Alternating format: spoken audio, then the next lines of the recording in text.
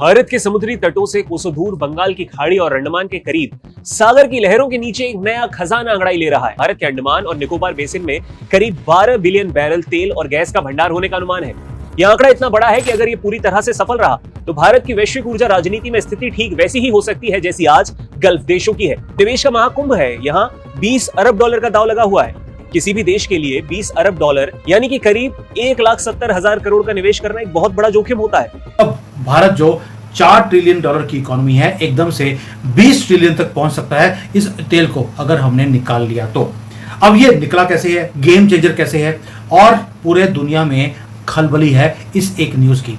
जब पाइपलाइन और पेट्रोल और ये फ्यूल का तस्करा हो रहा है तो जो पाकिस्तानी गवर्नमेंट इस वक्त शील्ड ले रही है अगेंस्ट ऑल दिस क्राइसिस, वो ये कि वज़ीर आज़म ने जो एक्सपेक्ट किया जा रहा था कि ऑयल प्राइसेस बढ़ी हैं तो इधर पाकिस्तान में भी उस कीमत में इजाफा किया जाएगा।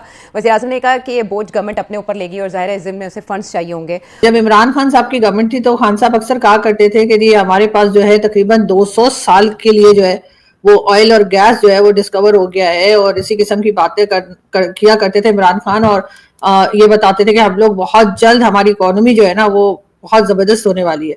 ये कहते कहते खान साहब तो जेल चले गए, लेकिन वो अगर वो हमें वो ऑयल और उसका एड्रेस बता के नहीं गए कहाँ से निकालनी थी। डॉक्टर साहब, पेट्रोल की कीमत 458 रुपए 41 पैसे फी लीटर और डीजल की कीमत में 184 रुपए 49 पैसे जो है वो इजाफा किया गया। डीजल की नई कीमत जो है वो 520 रुपए 35 पैसे हो गई। अब कतरी टीवी जो रिपोर्ट कर रहा है उसके मुताबिक 18 जहाज कराची पहुंचे आबना हुरमत से बगैर रोक टोक के। इसके बावजूद फिर लोग पूछते हैं कि भाई इतने बड़े पैमाने पर पेट्रोल में इजाफा करने की क्या जरूरत पेश आई गवर्नमेंट को। सर, अंडमान के नीचे छिपी संभावनाओं को देखते हुए केंद्र सरकार और ओएनजीसी ने अपनी पूरी ताकत झोंक दी है। ये राशि भारत के रक्षा बजट के एक बहुत बड़े हिस्से के बराबर है। इस निवेश का मुख्य उद्देश्य 46 नए तेल और गैस एक्सप्लोरेशन ब्लॉक्स को विकसित करना है। अंडमान बेसिन को अब तक अनएक्सप्लोर्ड माना जाता था क्योंकि यहाँ पानी की गहराई इतनी ज्यादा है कि वहां पहुंचना तकनीकी रूप से बेहद ही चुनौतीपूर्ण है। लेकिन ओएनजीसी ने ANDP1 वेल में अल्ट्रा डीप वाटर ड्रिलिंग शुरू कर इतिहास रच दिया है। जय हिंद दोस्तों, काफी बड़ी और इम्पोर्टेंट अपडेट है। मिडिल ईस्ट का टेंशन है, रुकने का नाम ले नहीं रहा है। ऐसे में भारत ने अपना ही तेल निकालने की सोची है, ठानी। और आपने लास्ट ईयर आई थिंक मैंने भी आपको बताया होगा खबर कि अंडमान एंड निकोबार जो बेसिन है वहां पे तकरीबन 20 ट्रिलियन अमेरिकी डॉलर की ऑयल एंड गैस होने का अनुमान है, जिसमें से अगर ऑयल की बात करें तो वही अकेले 12 ट्रिलियन है और बाकी अदर चीजें हैं।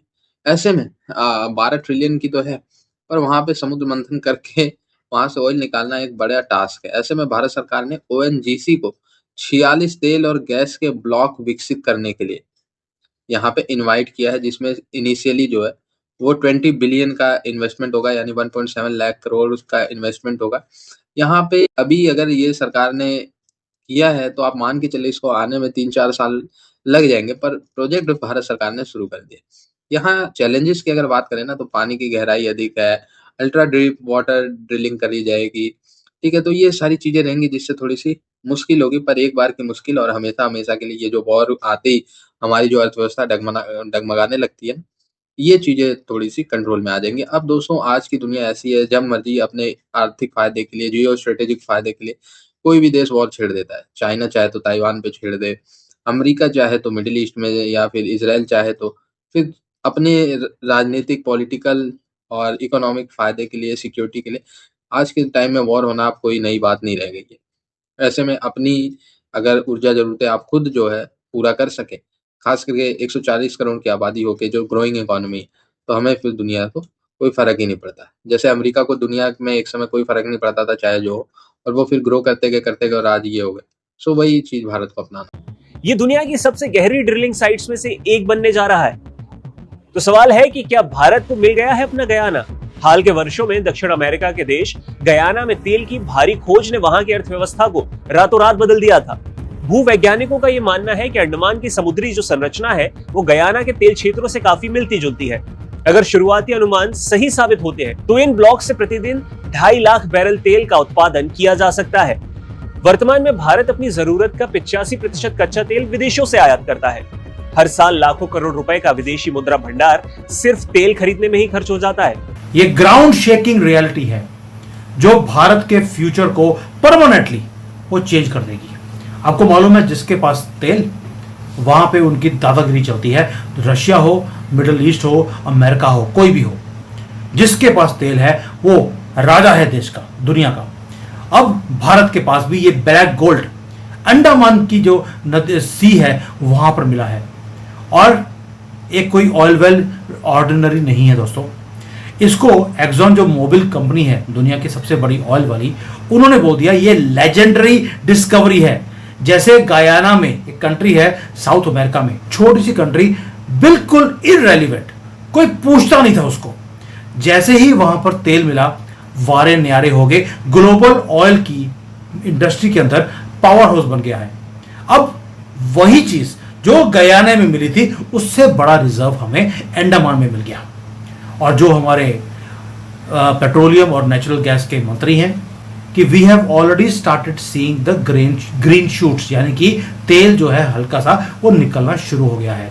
और कुछ ही देर में, अब ये सालों की बात नहीं है, कुछ महीनों में आपको गयाना से भी ज्यादा तेल का भंडार अंडमान सी में से निकलता हुआ दिखाई देगा।